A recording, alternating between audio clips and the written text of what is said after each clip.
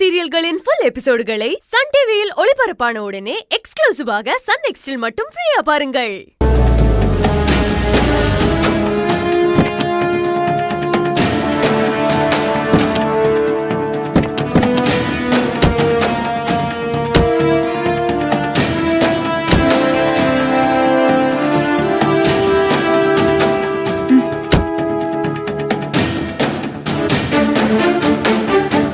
ஆனா நான் நம்ப மாட்டேன். என் ரேவதி என்கிட்ட பொய் சொல்ல மாட்டா. என் மகனும் என்ன மீறி எதுவும் செய்ய மாட்டான். ஓகே ஓகே, இதுக்கு மேல நான் சொல்றதுக்கு எதுவுமே இல்ல. நான் சொன்ன விஷயத்த நம்புறதும் நம்பாததும் உன் இஷ்டம். அவங்க வந்தா நீயே கேட்டு தெரிஞ்சுக்கோ. நான் கிளம்புறேன், வரேன்.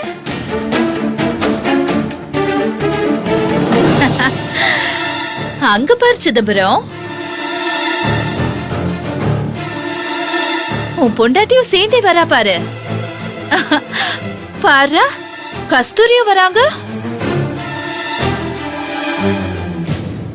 வாங்க வாங்க, சீக்கிரமா வாங்க. வாங்க வாங்க, உங்களுக்காக தான் நாங்க எல்லாரும் வெயிட் பண்ணிட்டு இருக்கோம். பிரயாணம் எப்படி இருந்துச்சு? அப்பா, வேதனை எதுக்கு இப்ப நம்ம வீட்டுக்கு வந்திருக்காங்க? ஆட சிதம்பரம், உன் மகன் உனக்கு முன்னாடி முந்திக்கிட்டானே, அவனை நீ கேக்குறதுக்கு முன்னாடி அவன் உன்னை கேள்வி கேட்க ஆரம்பிச்சுட்டான் பாரு. ஆமா, இப்ப அவன் கேள்விக்கு நீ பதில் சொல்ல போறியா இல்ல நீ அவன் கிட்ட கேட்கணும்னு யோசிச்சு வச்சிருந்தியே அந்த கேள்வி கேட்க போறியா? அப்பாவும் நானும் என்ன வேணா பேசிப்போம். நீ எங்க குடும்ப விஷயத்துல குறுக்க வராத. ராம், இரு, அவசரப்படாத. ராம், எங்க போயிட்டு வரீங்க?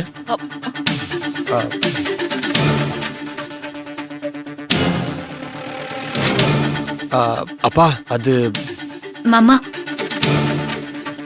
இது நம்ம குடும்ப விஷயம், நம்ம பேசிக்கலாம். இந்த வேதனாகிய முதல்ல இங்க இருந்து அனுப்புங்க.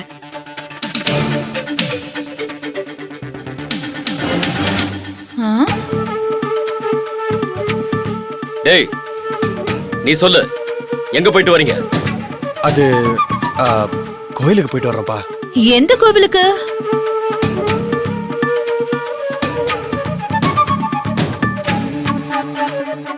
எந்த கோயிலுக்கு?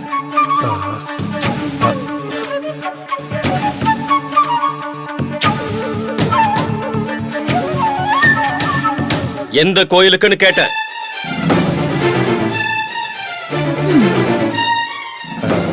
காரைக்குடியில இருக்கிற ஒரு கிராமத்து கோயில்ப்பா. கோயிலுக்கு போனது ஒன்றும் தப்பு இல்ல. ஆனா கோயிலுக்கு போன இடத்துல உன்னை போலீஸ் அரெஸ்ட் பண்ணாங்களாமே?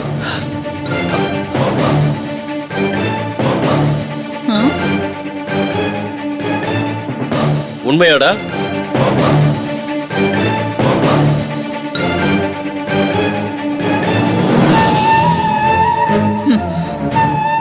ஏய், உன்னதான்டா கேக்குறேன், சொல்லு. மாமா, அது வந்து ஏய், எனக்கும் என் மகனுக்கும் 1000 இருக்கும். இதுல வேற யாரும் தலையிடக்கூடாது.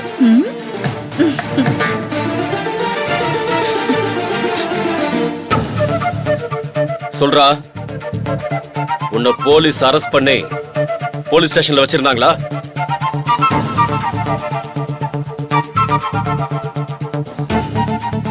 ஆமாப்பா.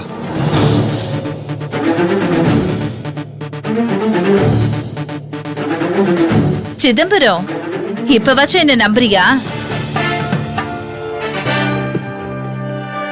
போலீஸ் அரெஸ்ட் பண்ண விஷயத்தை ஏன் என்கிட்ட சொல்லல? சொல்லக்கூடாதுன்னு இல்ல மாமா, அங்க எங்க சிச்சுவேஷன் அப்படி இருந்துச்சு, அதனால சொல்ல முடியாம இருந்துச்சு மாமா. அது மட்டும் இல்லாம உங்ககிட்ட சொன்னா நீங்க வருத்தப்படுவீங்கன்னு தான் சொல்லாம இருந்துட்டோம். உன்னை பேசக்கூடாதுன்னு சொன்னல.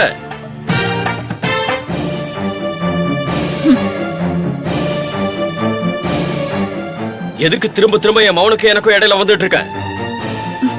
ஆமா, யார கேட்டு என் மவனை வெளியில கூட்டிட்டு போனீங்க? என் மவன் 2 நாளா ஸ்டேஷன்ல இருந்திருக்கான். என்கிட்ட யாருமே ஒரு வார்த்தை கூட சொல்லல. நீங்க எல்லாம் என்ன நினைச்சிட்டு இருக்கீங்க? அப்பா, டேய் ராம், என்ன நினைச்சிட்டு இருக்க நீ? ஏமா, என் மவனுக்கு ஏதாவது ஆயிருந்தா? ஆரம்பத்துல இருந்தே அவனை ஏமாத்தி உன் காரியத்தெல்லாம் சாதிச்சுக்கிட்டது போதும். மாமா, உன்னை கல்யாணம் பண்ணதுக்கு அப்புறம் தான் என் மவன் படாத கஷ்டம் எல்லாம் பட்டுட்டு இருக்கான். அப்பா டேய், எனக்கு இருக்கிறதே நீ ஒரே பையன்டா. உன்னை ஸ்டேஷன்ல உட்கார வச்சுட்டா பாத்தியாவா? நான் எங்க அங்க நடந்த விஷயமே வேறங்க. டேய், முதல்ல நீ யார கேட்டு அவங்க கூட போன? ஆ? இல்லங்க, இவங்க கூட போலங்க. இவங்க போனதுக்கு அப்புறம் தான் நானும் கஸ்தூரி ஓ. துணைக்கு போனோம். இதுல உனக்கு துணைக்கு கஸ்தூரி வேற இருக்காளா? உன்னை சொல்லி தப்பில்ல ரேவதி. உன் கூட ஒருத்தி சேர்ந்திருக்கா பாத்தியா? அவளை சொல்லணும். அவளதான் அவ புருஷன் எங்க போறா என்ன பண்றான்னு எதுவுமே கண்டுக்கிறது இல்லையே. ஐயோ, நான் உன்னை கவனிச்சுட்டு தானே இருக்கேன். உனக்கு எங்க போச்சு புத்தி? ஆ? அவள மாதிரியா நீ? உன்னை சொல்லி குத்தம் இல்ல. சேரக்கூடாதவங்க கூட எல்லாம் சேர்ந்தா இப்படிதான் புருஷன் கிட்ட போய் சொல்ற புத்தி தானா வந்து சேர. நிறுத்துறா. என்ன விட்டா ஓவரா பேசிட்டே போற? கஸ்தூரி எனக்கு பொண்டாட்டியா இருந்தாலும் அவ உனக்கு தங்கச்சிடா. ஒரு தங்கச்சிய பத்தி பேசும்போது என்ன வார்த்தை பேசணும்னு கொஞ்சம் யோசிச்சு பேச வேணாம்? நாக்கு நாலு பக்கமும் புரணுங்கிறதுக்காக என்ன வேணாலும் பேசுவியா நீ? தங்கச்சி கிட்ட பேசும்போது அதட்டி கூட பேசக்கூடாதுடா. அதுலதான் நாம அவங்களுக்கு கொடுக்கிற மரியாதை பாசம் எல்லாமே அடங்கியிருக்கு. டேய், யாரு யாருக்கிட்ட தங்கச்சி? உன் பொண்டாட்டி எனக்கு தங்கச்சியா? டேய், நீ எப்போ எனக்கு தேவையில்லைன்னு முடிவு பண்ணணும் அப்பவே எனக்கு அவ தேவையில்லைன்னு தூக்கி எறிஞ்சிட்டா.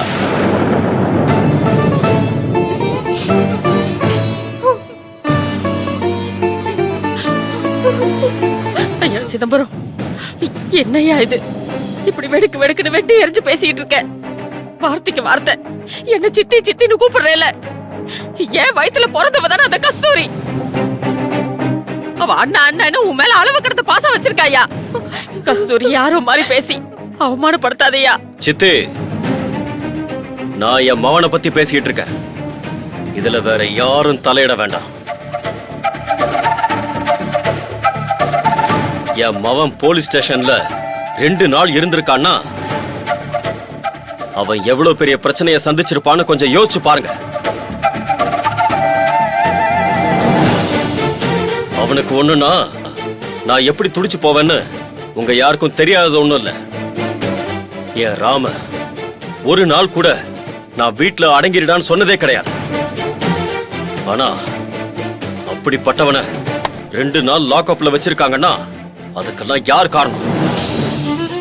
போலீஸ் அரெஸ்ட் பண்ணி வச்சிருந்தாங்கன்னா அதுக்கு அவன் தான் காரணமா இருந்திருப்பான். ஏய், உனக்கு அவ்வளவுதான் மரியாதை. என் மவனை பத்தி ஏதாவது பேசுன அப்படின்னு நானா சொன்னேன்? அந்த ஊர் போலீஸ்காரங்க சொன்னாங்க சிதம்பரம்.